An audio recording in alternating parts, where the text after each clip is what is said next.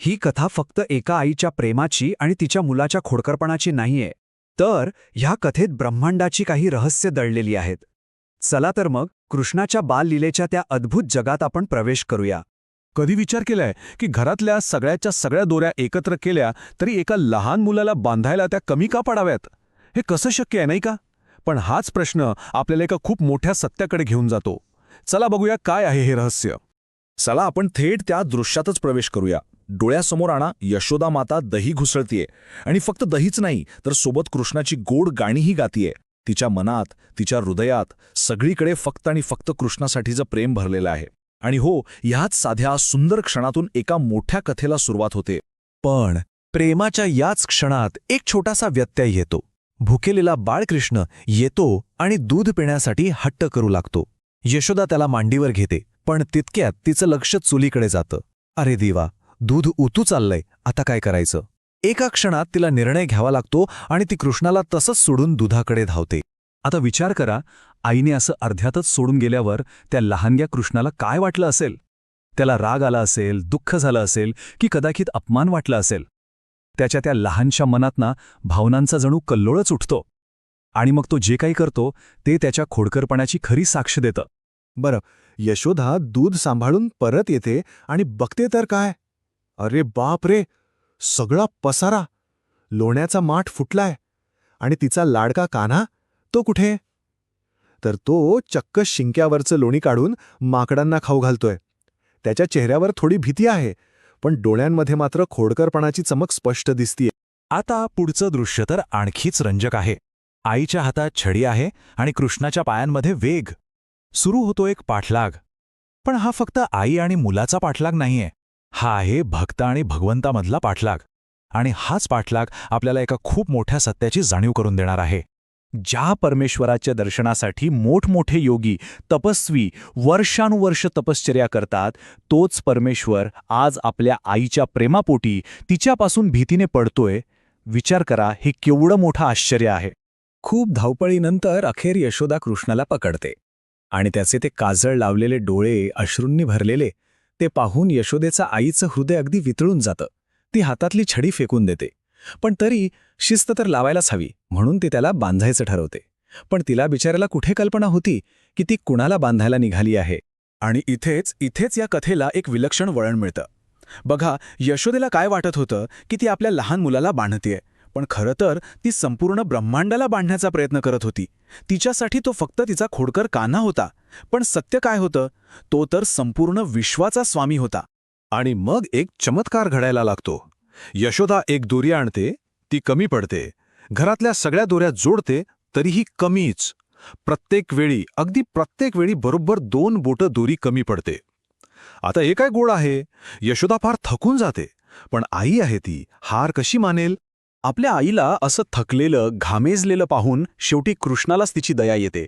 त्याच्या मनात करुणा दाटून येते आणि तो स्वतःला बांधून घेऊ देतो.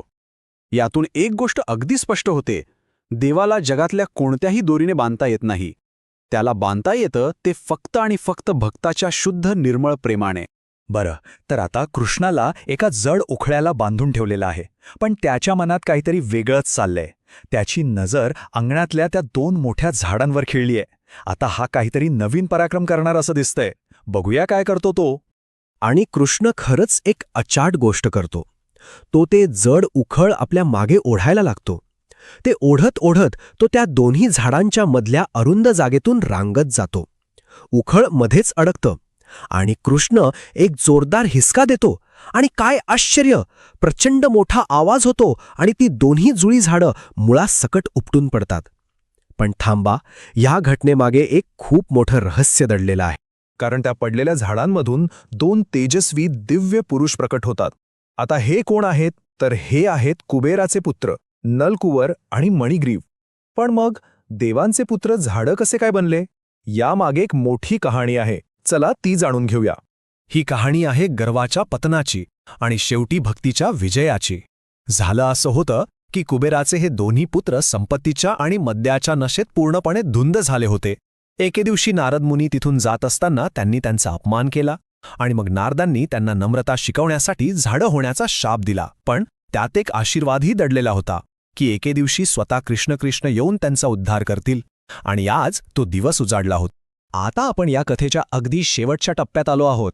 शाप तर पूर्ण झालाय. आता पुढे काय होतं? ह्या दोन भावांचा उद्धार कसा होतो आणि भक्तीला फळ कसं मिळतं ते आता आपण पाहूया. झाडातून बाहेर आल्या आल्या ते दोन्ही दिव्य पुरुष त्या लहानग्या कृष्णासमोर नतमस्तक होतात. अक्षरशः त्याच्या पाया पडतात. त्यांना लगेच कळून चुकतं की ज्याला उखळाला बांधलंय तो कोणी सामान्य मुलगा नाही तर साक्षात परमेश्वर आहे. आणि मग त्यांच्या हृदयातून भक्तीचा प्रवाह वाहू लागतो आणि ते त्याची सुंदर स्तुती करू लागतात. त्यांच्या प्रार्थनेतून कृष्णाचं खरं स्वरूप आपल्यासमोर उभं राहतं. ते म्हणतात, तुम्हीच आदिपुरुष आहात, तुम्हीच सगळ्या जीवांच्या हृदयात वास करणारे परमात्मा आहात आणि तुम्हीच या सृष्टीचे सर्वश्रेष्ठ नियंत्रक आहात. म्हणजे जो एक खोडकर मुलगा म्हणून दिसतोय तोच खरं तर या संपूर्ण विश्वाचा निर्माता, पालनकर्ता आणि संहारकर्ता. त्यांची प्रार्थना ऐकून कृष्ण स्मित हास्य करतो. तो त्यांना सांगतो की त्याला नारद मुनींच्या त्या शापाबद्दल सगळं माहीत होतं आणि तो शाप खरं तर त्यांच्यावरची कृपाच होती. कृष्ण म्हणतो की त्याचं प्रत्यक्ष दर्शनच मुक्ती देणार आहे आणि आता त्यांच्या प्रेमाने त्यांचं जीवन सफल झालं आहे. आणि मग तो त्यांना पुन्हा आपल्या स्वर्गीय घरी परत जाऊन भक्त म्हणून जीवन जगण्याचा आशीर्वाद देतो. इकडे तो झाडं पडल्याचा प्रचंड मोठा आवाज ऐकून सगळे गावकरी धावतच अंगणात येतात. तिथे जमलेली लहान मुलं सांगतात की अहो कृष्णानेच ही झाडं पाडली. पण मोठ्या माणसांना काही केल्या यावर विश्वास बसत नाही. त्यांच्यासाठी हे अगदीच अशक्य होतं. एक लहान मुलगा एवढी मोठी झाडं कशी काय पाडू शकतो? पण नंद महाराजांची गोष्ट वेगळी होती. त्यांना आपल्या मुलाच्या विलक्षण शक्तीबद्दल ऐकून फक्त एक प्रेमळ हसू आलं. त्यांनी कोणताही प्रश्न विचारला नाही, काही नाही. ते सरळ पुढे गेले आणि त्यांनी कृष्णाला बांधलेली दोरी सोडली. आणि मग काय, सगळ्या गोपिका कृष्णाच्या या पराक्रमाचे गाणी गाऊ लागल्या आणि जणू संपूर्ण वृंदावनाच त्या आनंदात न्हाऊन निघालं. तर मग या संपूर्ण कथेतून आपण काय शिकतो? एकच गोष्ट की देवाला तुम्ही संपत्ती, ज्ञान किंवा शक्तीने नाही जिंकू शकत. त्याला जिंकता येतं, त्याला बांधता येतं. ते फक्त आणि फक्त शुद्ध आणि निस्वार्थ प्रेमाने, ज्याप्रमाणे यशोदेच्या प्रेमाच्या दोरीने त्या अनंताला बांधलं. हाच विचार मनात ठेवून आपण आज थांबूया की भक्तीच्या